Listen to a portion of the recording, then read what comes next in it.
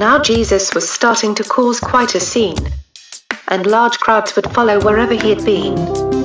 Those who were poorly Jesus made quite well, and his stories had folks as if under a spell. They would listen and listen for hours at a time. Up on the hilltops, they didn't mind the climb, because the stories they heard told them all about stuff that really mattered to them. They couldn't get enough of all Jesus was saying in his fabulous yarns of everyday folk and their sheep, farms and barns. So one day our friends, Ruth and Sam, packed up their lunch, up the hillside to scram, to listen to Jesus telling one of his tales. Two men building houses with spades, picks and pails.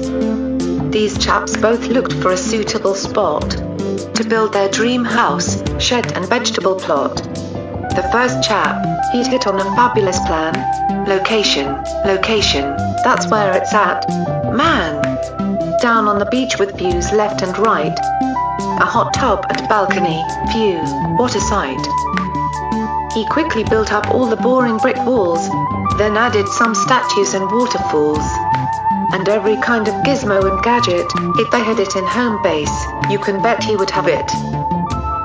The second bloke climbed into his great big digger and dug the foundations just a little bit bigger.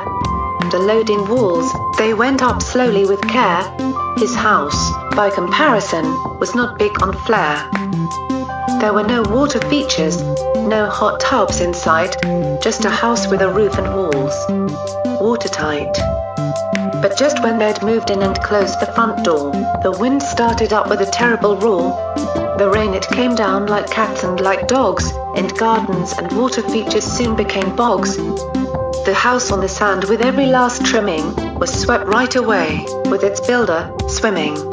The small house built on the rock and foundations stayed just where it was for generations. The wise man had built on something solid, which withstood all weather no matter how horrid. Jesus explained that we too need to plan to build on what's firm, like the wise builder man.